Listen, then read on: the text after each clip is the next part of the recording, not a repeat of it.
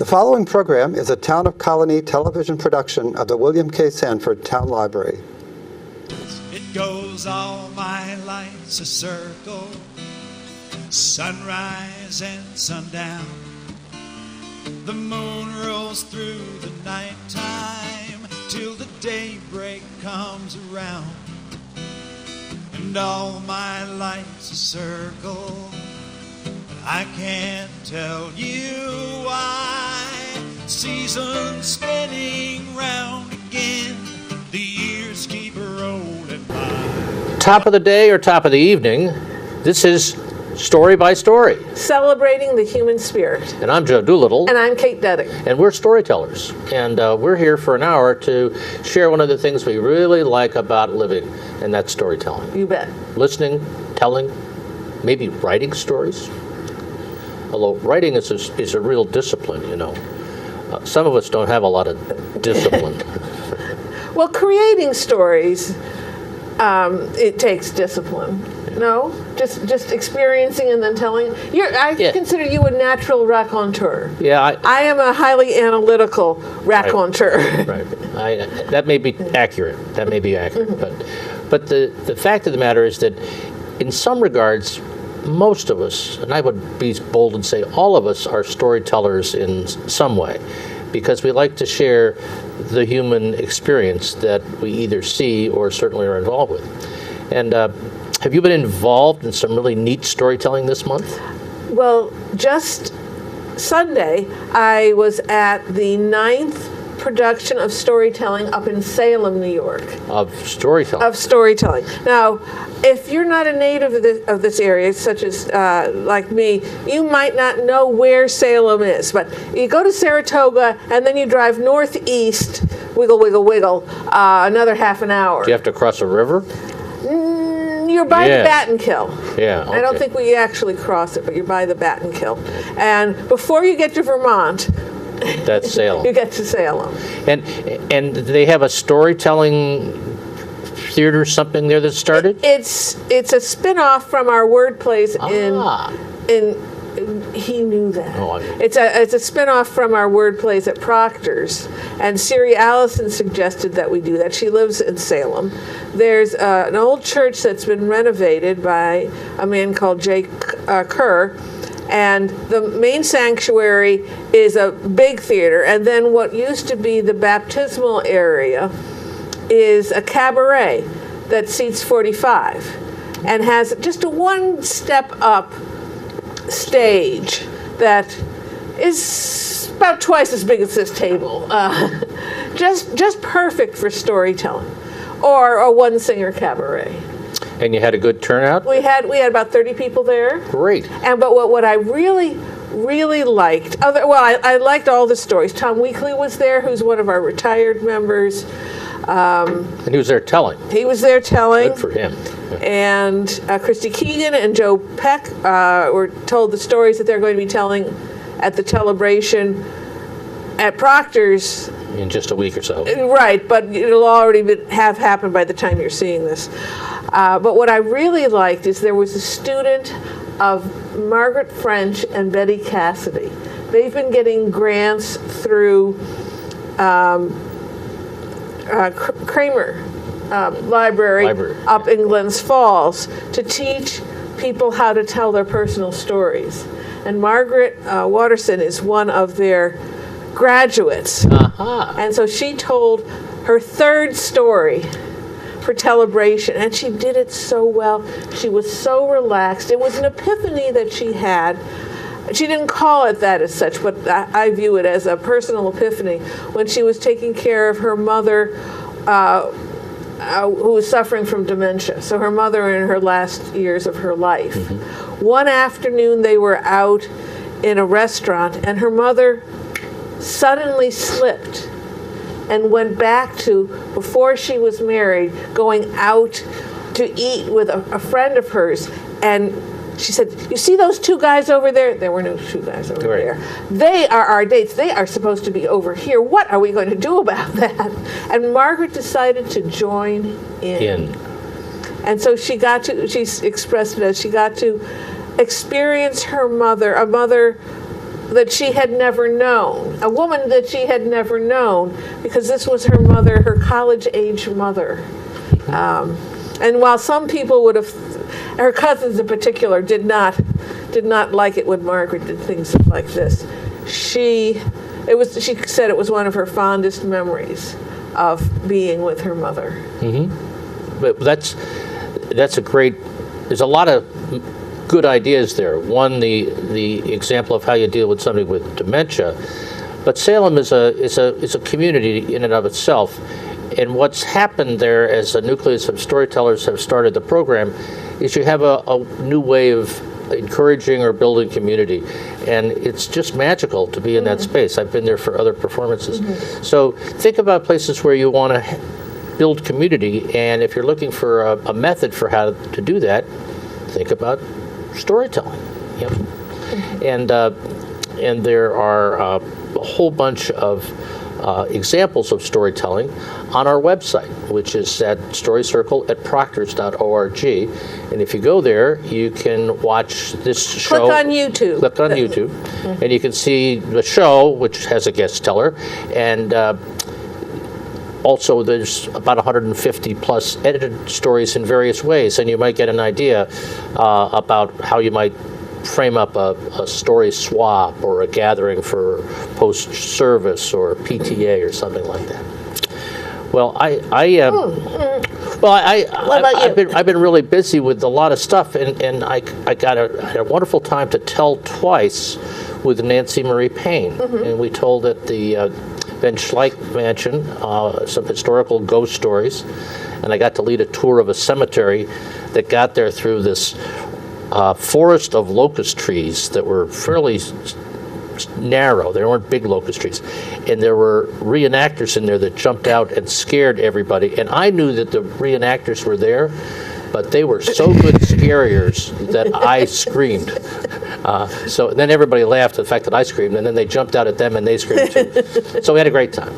And so stories can be energetic and scare. And then we had a wonderful program that Nancy and I did on Irish blessings and Blarney at the Irish American Heritage Museum. And that was just more fun than two people ought to have. That was really great. So yeah, we did well.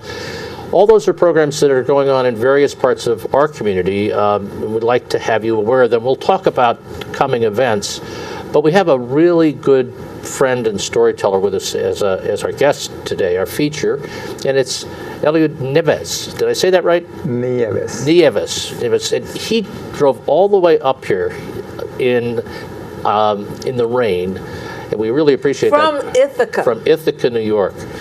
And he just kind of wandered in, and it's hard to wander in from 3 hours away, and sat down, and he has a wonderful background in so many things. Welcome. So good to have you here in sharing stories and telling your story. And how did you find us? I don't think it's ever occurred to me to ask. How did I find you? Story Circle. Yeah. Story Circle. Well, actually, I sent the tape in when you were having the Riverway Festival. Okay. And I was selected to perform at one of those. And I actually at this is that the library right here. And that's how I got interested. I said, this looks like a good group. Let me just... Okay. We were a good group. Did you hear that? Okay. Very good group. It was a good group. was a 10 good years group. of good. I had forgotten that. Yeah. That I must have seen you there, but... It's a long time ago. Okay. So back to more pertinent things. And one of the questions I like to ask guests, and I may have asked this in some other setting, but how did you discover that you were a storyteller? Did you have a family member who was a storyteller? How did it all happen that you became one? Well, it all started with my mother. She was a family storyteller. And my mother, I think she only had a 6th grade education, but she was well-read. She would devour books, she would read them, find stories, and she would put me to sleep when I was a little child by telling me a story. And when she didn't have one that she had read, she would just make one up. So I kind of grew up telling stories myself, and when I started teaching, I used that with my students as well.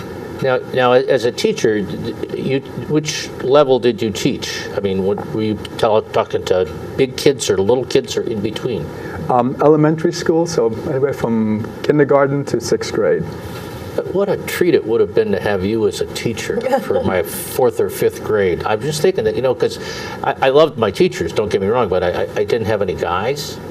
And I did have some storytellers, but that was a real blessing for those kids, I bet. It was, and I think for me, For you.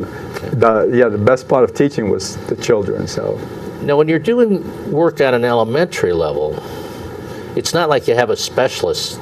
You can have an interest in 4th grade for 1 year, and then you got to take something in 2nd grade the next year, right? And then and so you're probably more of a generalist as an educator than a specialist, right? more of a generalist, yes. So I was in the classroom, but I also had some training in art. So I was an art teacher for years, and I even did PE for a couple of years. I just needed somebody. I said, hey, I'll do it. I volunteered, and.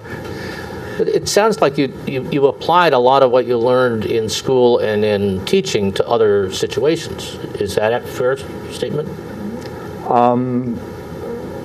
I would say so, yeah. My impression of it. And I'm curious as to how you incorporated storytelling into your classroom. I know there are many ways, so I was just wondering which ways you used. Well, actually, when I was doing art, sometimes I would write a story, and I would talk about an illustrator and what their job is. And say, well, I'm going to tell you a story that you've never heard before, and I want you to be the illustrator and illustrate the story. That's one way.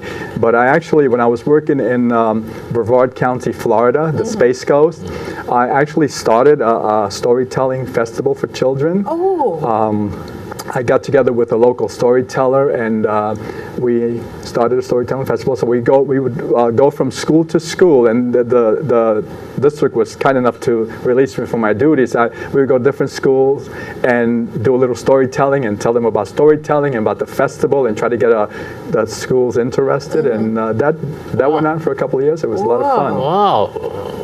I didn't know we had a producer here, too. Good. We need a spin-off in it. Yeah. We'll talk to you later. I'm just curious who the storyteller was in Florida. Well, she's passed away since. Her name was Ada Forney. Okay. And she was a folklore storyteller. Yeah. Wonderful. Cool. Wow. And in that environment, you were able to touch the local community culture of Florida, which is part of the things that begins to build up the community. Is that people are telling stories about themselves and in their own locale, in their own history. I think that's wonderful. That's wonderful. That's art. That's art. That really is. It was fun. And then you got to Ithaca, and that was so you've lived in New York City. That's where you were born and taught for a while. Then you taught in Florida, and then you came to upstate New York.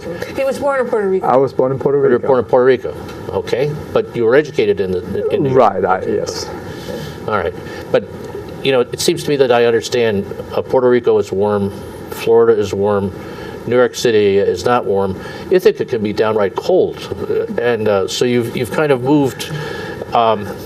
You've moved a little bit retroactively. Or whatever. I did it in reverse, and I get criticized for that. Oh, you did it backwards. You're supposed to go back to Florida. Well, anyway, I like the change of seasons, so I can put up with the cold. And you don't miss the palmetto bugs. No. I mean, that's flying cockroaches. It's like they call them palmetto bugs, but yeah, right. We give them a nice name, yeah, but it's like they're bad enough on the ground, but or the walls, but Well, I agree. My wife went to school in Ithaca, and we visit once or twice a year, and I think it's really one of the most beautiful places in the world. It's gorgeous. Yeah, it's gorgeous. No pun intended. No pun intended. My brother went to Cornell, so I knew about that. And it just so I think your logic is right on. We would love to hear a story, and then we'll talk about it. Sure. We really do appreciate you driving up and being with us today. Thank you. Eliud. Okay, so the first story I have is called Robert's Angel. Robert sat on a park bench on a cold morning in November.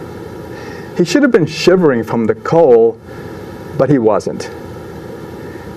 He didn't feel anything. He had been sleeping on park benches and alleyways for so long, his body didn't react to the elements.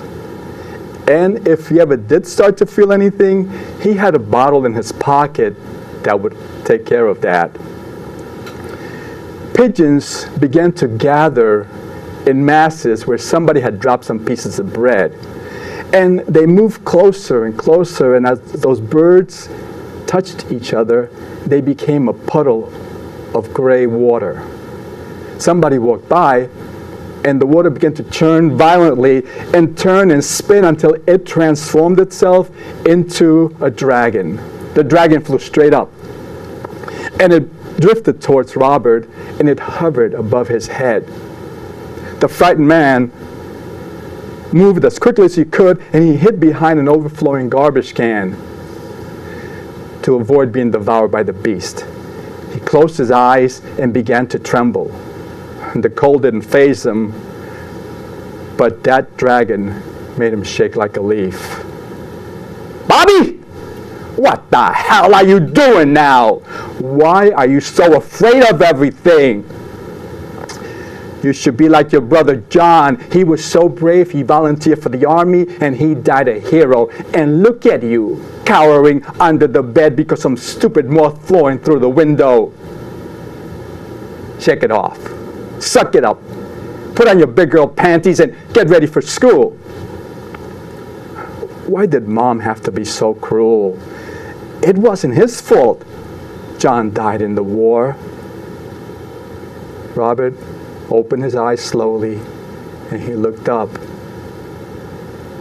There was nothing there.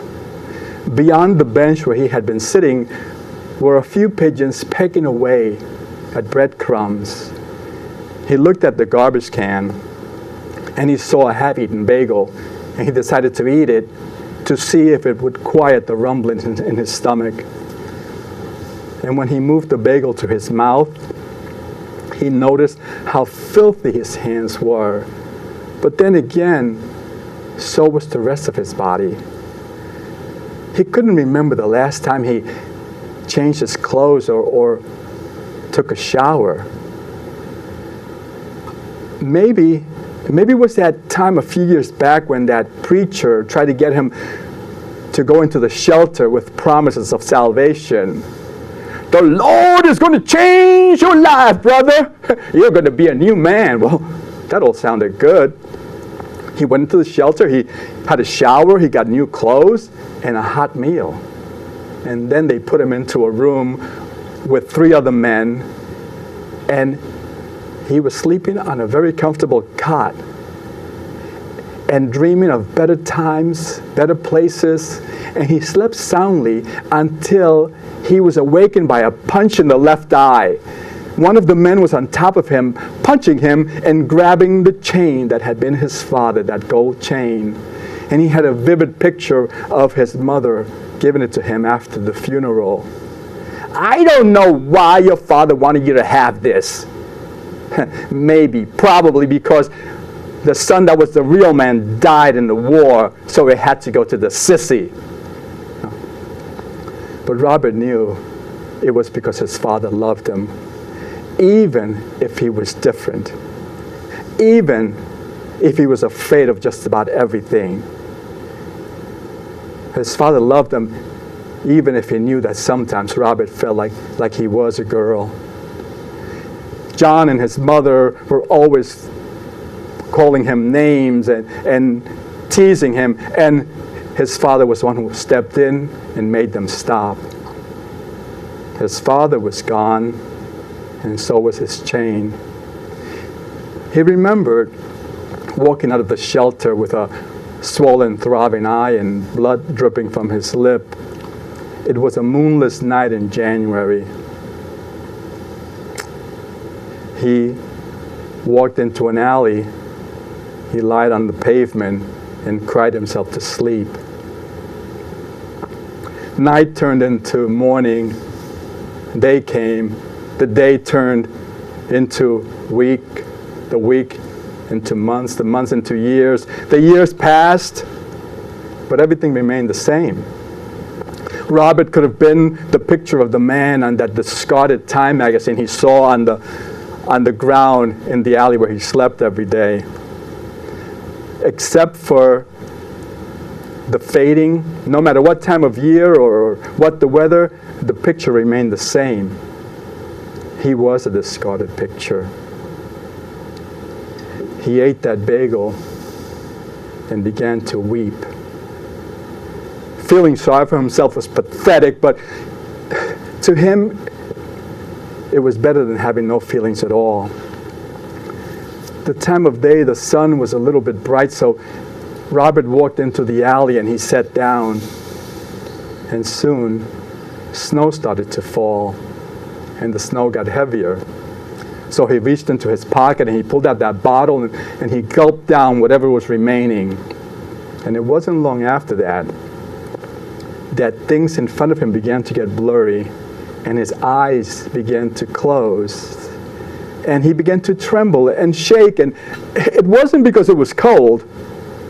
He felt like he was dying, like his body was being carried somewhere, like he was floating.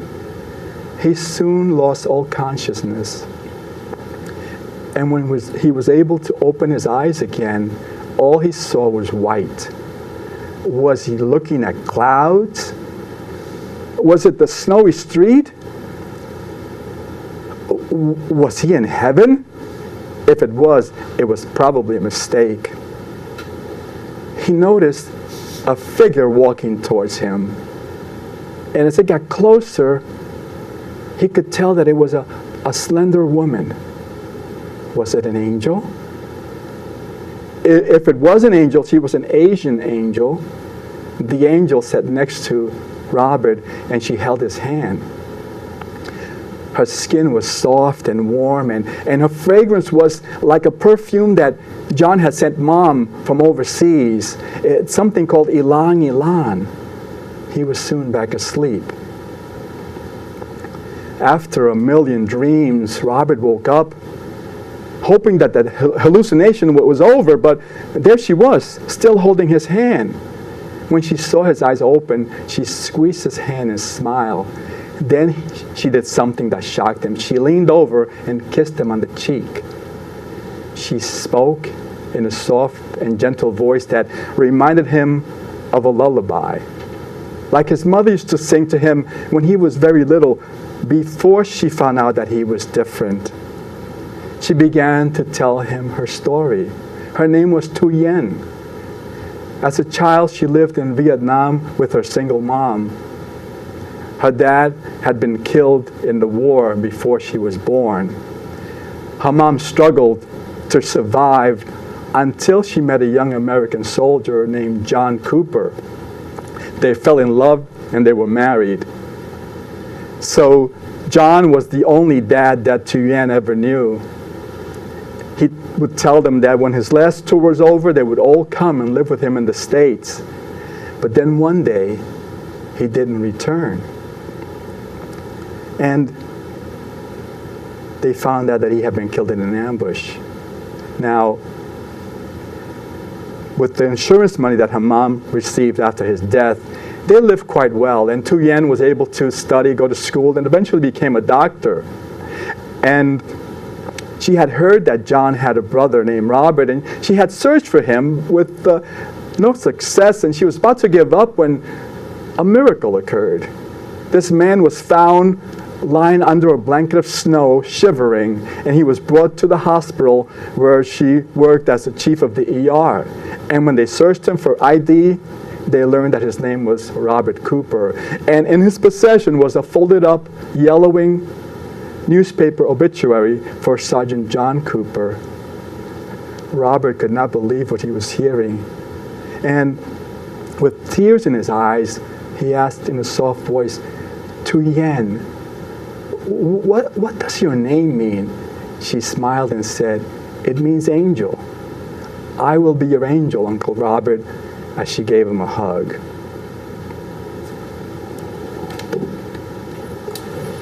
Oh, wow. I had no idea where you were going. No idea, and it was so vivid, it was scary at times. But that's the way you intended it, actually. Yeah. Oh, wow. And this is an original story of Yes, yours. it is. Yes.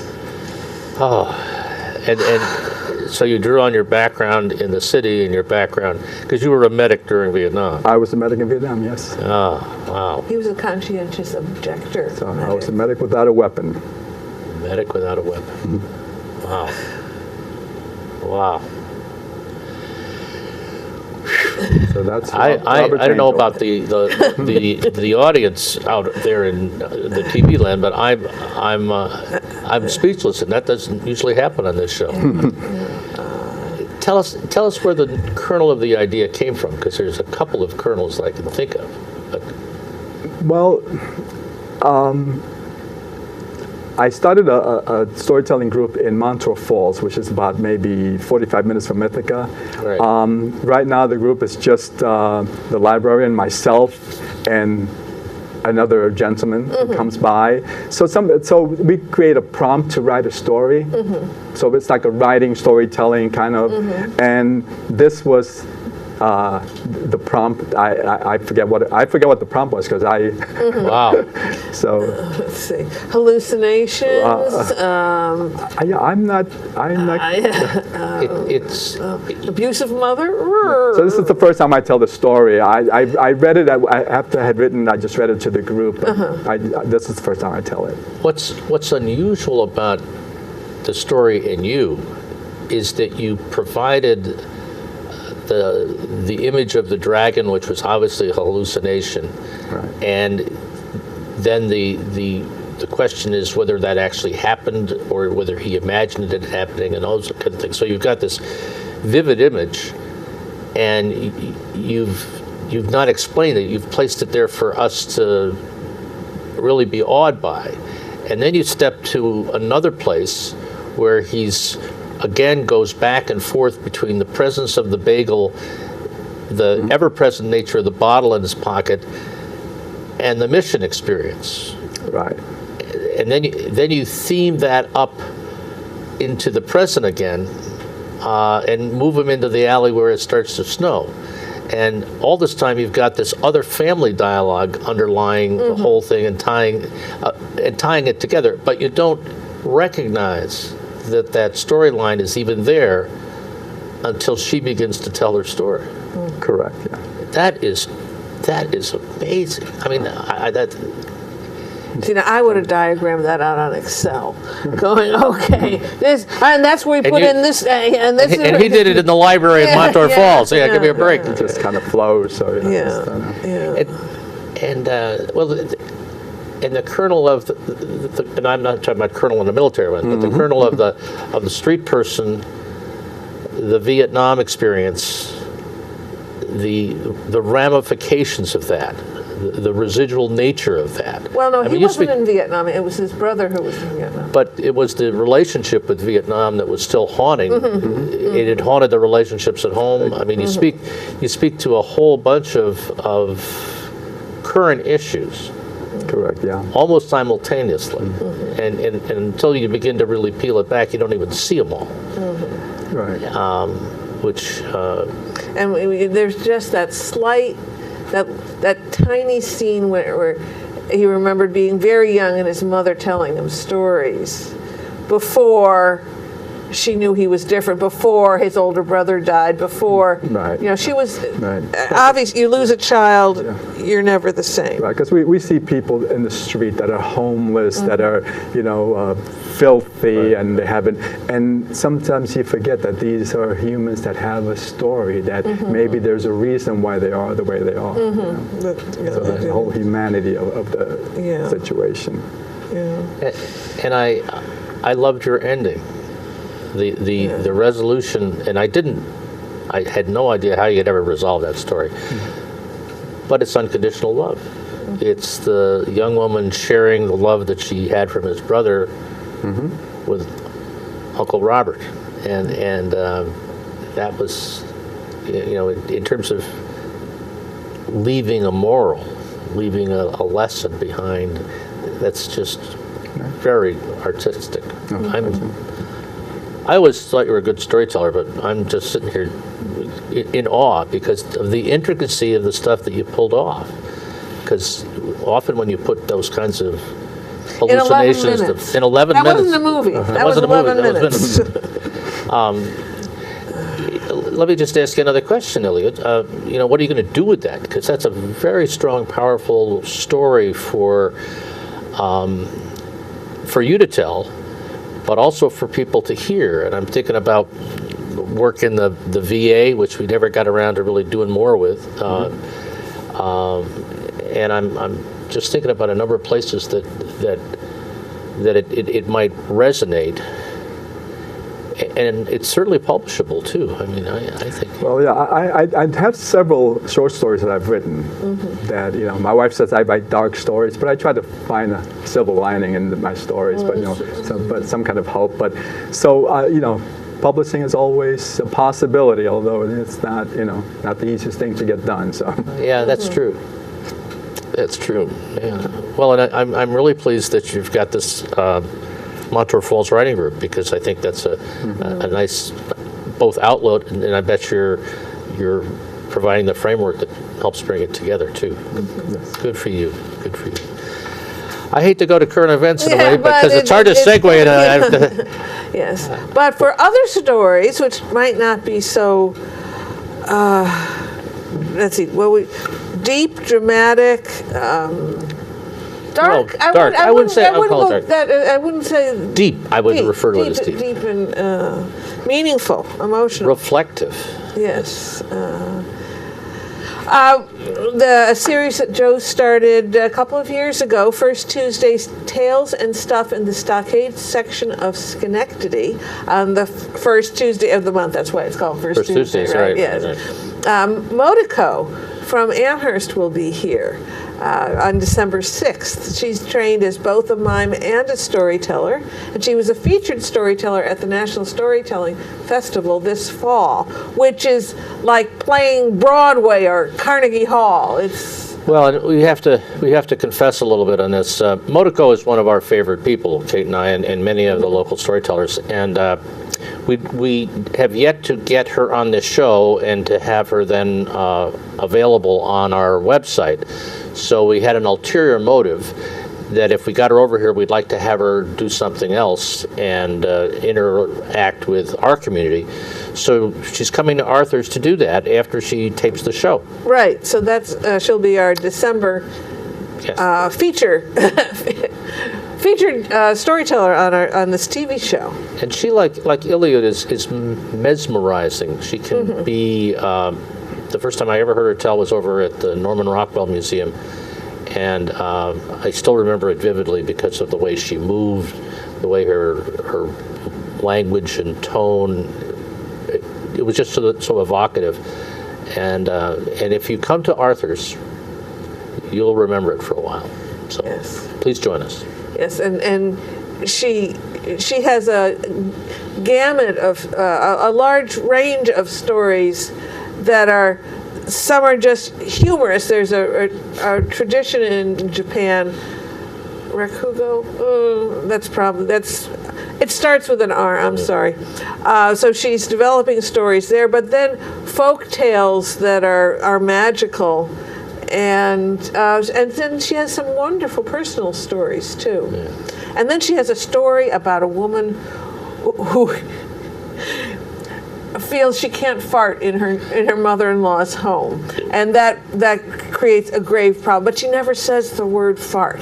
And I heard her tell that at the National Storytelling Festival when she wasn't a featured teller, so years and years ago. And there she was, this beautiful petite woman in a red kimono, and you're going, she's talking about a woman who wants to fart, isn't she? Yeah, she is. Well, so much for the classy lady we were talking about. So she's multidimensional in many ways. Now, Joe, you're doing something on December 9th, the Friday of that week Friday in that week. December. Well, I go to the First Reformed Church, and we've started a word service on Friday night. We have a jazz vespers, and this is actually it's not something that I started. There are 3 or 4 people who do various things with writing and poetry, and it's designed to just bring that together in a vesper-like experience. And I'm going to do stories of the season as kind of the feature, but there'll be poetry, there'll be a little music, there'll be a little scripture, but it's an ecumenical environment. It isn't so much a Christian evangelistic environment. And there are refreshments, so it's a little bit. And the time is 7 o'clock to 8 o'clock. It doesn't go long, so. And the features have been known to go out and sample libations in downtown Schenectady, but I wouldn't want to put anybody on the offensive with that. So okay. God forbid you go to church and then go to the pub. I mean, just. Sorry about that. God forbid. Yes. Moving right along, then. A monthly happening up in Saratoga, the Saratoga Storytelling Open Mic on the second Wednesday of the month will be on December 12th at 7 p.m. in Woodlawn Commons, which is part of the Wesley community in senior residence in just west of Skidmore in Saratoga. I think the best way to describe it is the building is behind hospice. And get directions to hospice and go past its driveway, and the big building behind you is the one where the storytelling is. And this is a good example where storytelling is entering into a community, and there's a mutuality back and forth between the folks who live in the assisted living environment and the storytellers, and it's just refreshing. I want to say, you don't say that about old people all the time, but yes. It's refreshing. But non-residents are quite welcome right. to come, and either just as listeners or as tellers also. Then the Friday of that week, so that's the second Wednesday, but the way the dates go, the third Friday is Friday, December 16th at 7 p.m. in the Inquiring Minds Bookstore in Saugerties. Janet Carter will have a program with a guest storyteller. And that's a great place to tell, too. It's a coffee house, storefront, books, hardwood floors, great coffee and dessert. Mm-hmm. And then to round off December, in terms of storytelling that we know about, Story Circle will have its meeting right here at the Colony Town Library. No, not right here. I'm sorry. It's December. See, we're having our November meeting tonight right here, right. But this is the December program, so I'm talking about Wednesday, December 19th at the Pine Hills branch of Albany Public Library at 6:15 to 9, where we share stories under development. No reading. You could have an outline that you refer to if you're not quite sure what goes where, but it's not a writer's program. And we encourage, if you're interested in coming and learning more about the art of storytelling and trying storytelling and sharing an opportunity with a story, this is the place. And we welcome folks, and we're always impressed by some of the creativity that shows up at our regular meetings. Mm-hmm. And we recently had someone show up who wanted to read, so he didn't know. So we let him read the first time, but we said the next time, and he came back. That's right. He came back. So that was and telling. So that was a great leap forward for him and for us. Yes.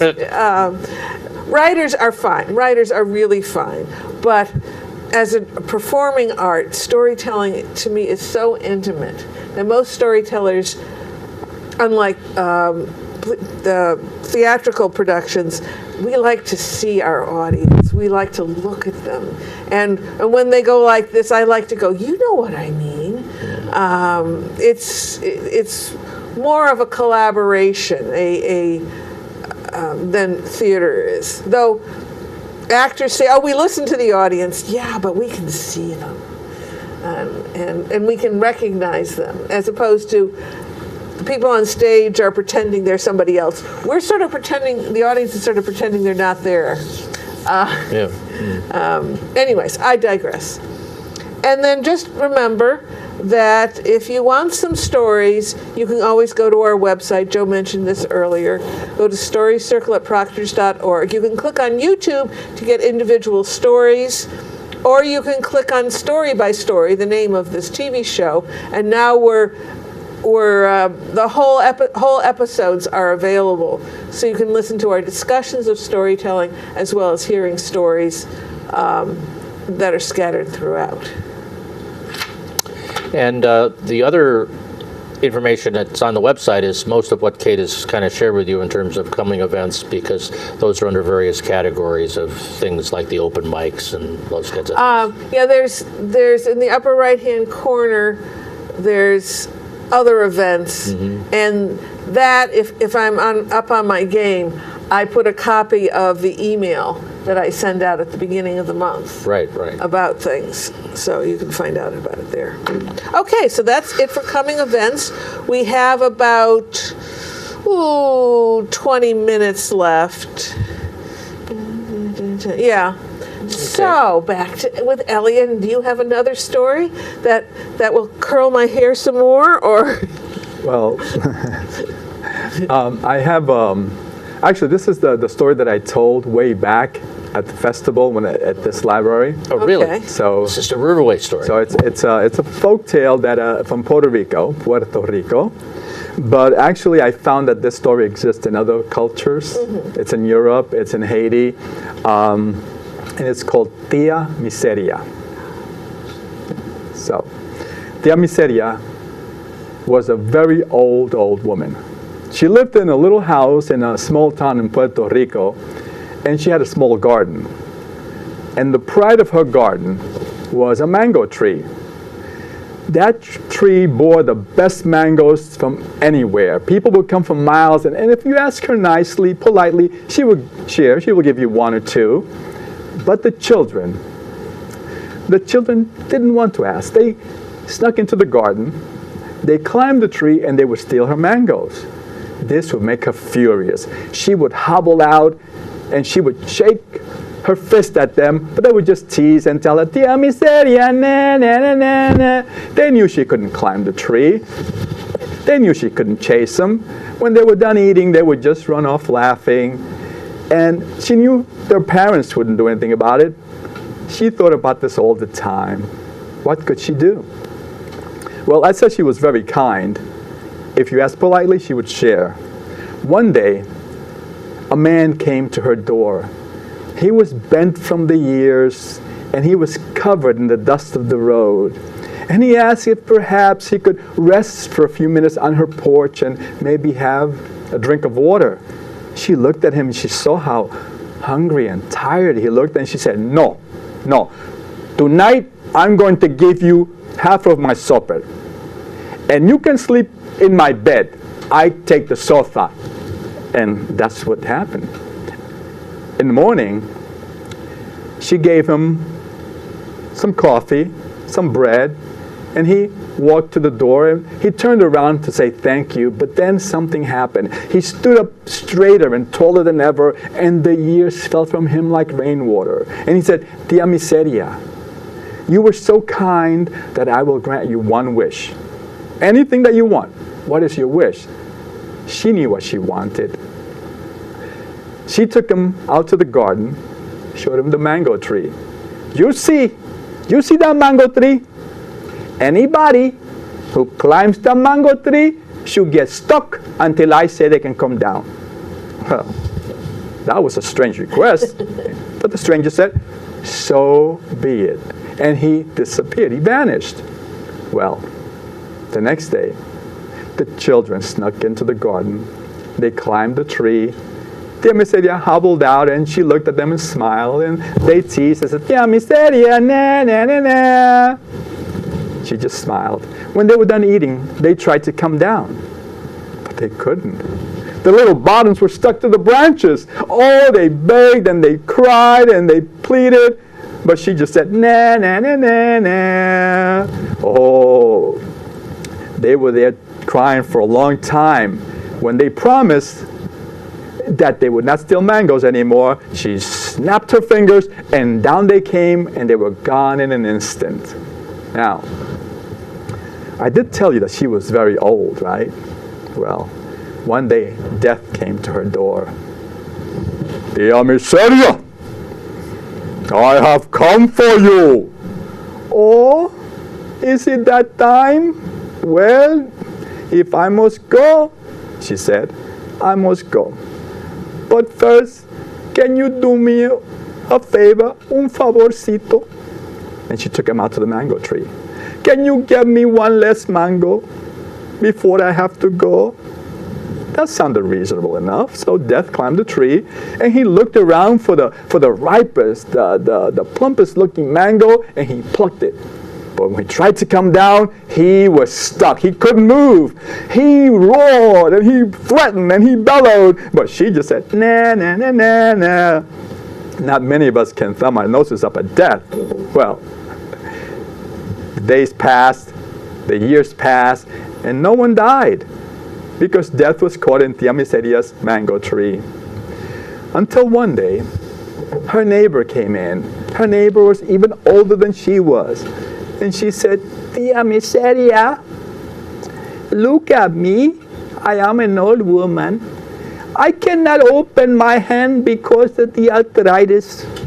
My knees ache all the time. I cannot sleep at night, Tia Miseria. Please, please, por favor, let death go so I can go with him. Well, she asked so nicely that she agreed, and she went to release death, but she made him promise that he would never come for her. So since that day, death comes for us all, but not Tia Miseria. Miseria lives in Puerto Rico and all over the world. Miseria is misery. Miseria. Oh. Got me again. Done. That's a great story. You know, I remember you telling that one other time, and so when you started it, but then in my weak mind, I couldn't remember the ending. Mm-hmm. And that's the ending. That's it. Yeah, I think I've heard where the character that tricked Death grew so old that let Death go but not someone else. So that's. Now, when did you first hear that story? I just found that in a book. Found it in a book. I found it in a book. Something you picked up I hear. No. It's going. Well, it doesn't really sound like a story your mother would tell you. No, not that one. Unfortunately, no. I found that one in the book, but like. Yes. Which goes to show you that research does pay off. It does pay off. Quite often. Yeah. No, that's great. That is just wonderful. When you go looking for a story, do you go looking for a specific thematic story, or are you just looking for a story? I mean, how does that work? I just look for a story that kind of speaks to me. If I read a story, it kind of say, I like the story. So the story picks you, I'd say, Story picks you. Yeah. Oh. That's a great observation, because, that's very apt. Yeah. Fran Yardley from west of Lake Placid, she says, it's a lot like maple syrup. It's the 40-to-1 ratio. That sap to syrup? Sap to syrup. For every 40 stories you read, there might be one that speaks to you. So what we just heard was syrup. Is that what you're trying to say to us? Okay. Yes. Yes. Well, that was actually so sweet. You don't have another one. Well, I have another short story. Good. It's a story from India, actually. And it's often told by a storyteller named Jim May. You might have heard. Yes. It's called The Ruby. Oh, I haven't heard him tell that, I don't think. So, here's the Ruby. The old man woke up at the edge of the village at his usual time, just before sunrise, just when a warm wind was sweeping across the land, carrying fragrances that sweetened the air, a tiny blossom here, a small garden there. the pungent whisper memory of a dying waterhole. He sat up, facing the east, where the sky was beginning to lighten, and began his morning devotions. Starting the day with prayer, as he had done for almost every day of his life. It was during these prayers that he was interrupted by hurried footsteps. Then a voice behind him, "Master! Master! Where is it?" The old man turned around slowly, and standing behind him was a young peasant dressed in rags. He was excited. His chest was heaving up and down, his eyes intense and piercing.